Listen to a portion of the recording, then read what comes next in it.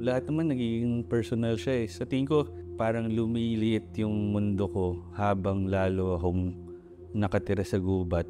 I mean, meron pa rin nostalgia ng urbanidad, pero dumidilim kasi kinakain ako ng gubat, eh.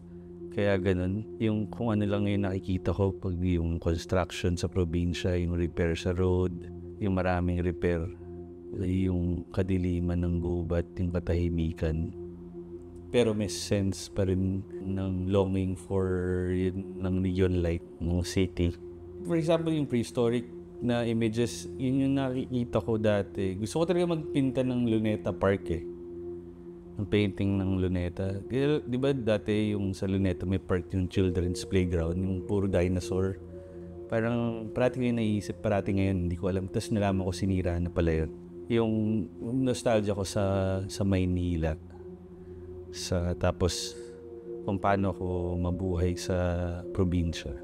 So, simple lang yung mga trabaho, eh. I mean, hindi siya kailangan maging political o maging referential siya. I mean, marami siyang reference na, pero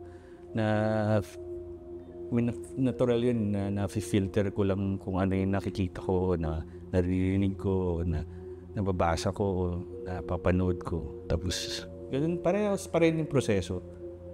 I mean, hindi lang ako aware sa nakikita o na-observe ng viewer kasi ako yung gumagawa, eh. So, hindi ako conscious na ito yung bago or ito yung lahat nakasenter na sa phone, eh.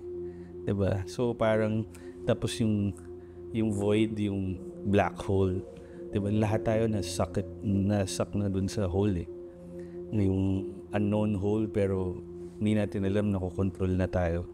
So daming material things, hindi lang material things pero mga philosophical things na, I mean, books and stuff na galing lang dun sa isang device, diba?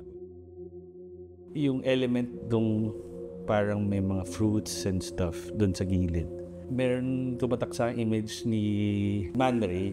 Meron siyang photograph na babae, nakaganon, tapos maraming African sculpture sa gilid. So, yung ganun pa rin, hinuont ako ng image na yan. So, kaya ginaya ko yun, pero ginawa ko mga prutas na nabibili ko sa palengke. Minsan ganun lang kasimple, mag-appropriate ako sa isang image, tapos kukunin ko yun nasa homage. Importante sa akin, sobra talaga yung image making tsaka image looking. Minsan lang ako lumalabas ng bahay, pero pag lalabas ako, parati ako na stress, yung daming ginagawa sa kalye, daming construction, pero gawa naman yung roads. So parang sabi ko, parang shit, anong nangyayari? Parang kahit sa Maynila, kahit sa probinsya, kahit so parang gustong gumawa ng painting na may nagko-construction ng road, tapos medyo gusto ko ng lush na background. Tapos gusto ko na yung mga construction worker mag-avenge dun sa nagpapagawa ng construction. So parang pelikula ni Lino Broja, di ba, yung Jaguar, yung sa kuko ng Maynila, di ba, yung workers ng mag-avenge amo na. So parang yung ganun, kaya nilagay ko ng title na Arise, eh. Pero kasi never ending yan, eh. Kasi yung construction workers, sila yung magiging politician, eh. Tapos sila yung, so kaya ako sinabi never ending yung cycle, kasi magiging cycle lang siya, eh. Diba, yung kusina nasa baba magiging nasa taas, tapos so never ending siya, eh. Pero kaya ako nilagay si Yoy Villame dun sa gilid, parang kaya ako nilagyan ng kasi yun yung parang absolute consciousness ng buong Pilipino, eh, na kahit masyado siyang tragic, masyado siyang mahirap, masaya lang siya. Conscious rin ako sa lahat ng nilalagay kong visual language sa trabaho. Hindi lang yung naglalagay lang ako ng basta kasi ganun po. Na meaning din, pero minsan ayokong sabihin. Kadalasan, as I go along, for example, nung time na yun, nung pinipit ako yun, maraming binabasa na Philip Gaston na libro, eh. So, na-fascinate ako sa itong artist to, si Philip Gaston. Pinipinta niya lang kung ano yung nasa loob ng studio niya, eh. So, inisip ko, siguro okay rin na tingnan ko yung magkaroon kami ng conversation na ganun, pero nasa Cuenca naman, tapos ibang environment, ibang imagery.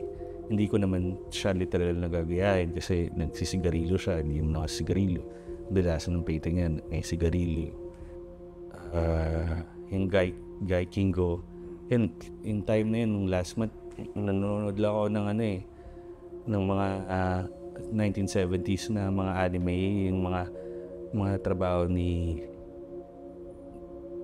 Go Nagai, yung gumawa ng Devilman, mga super robots, yung Mazinger Z.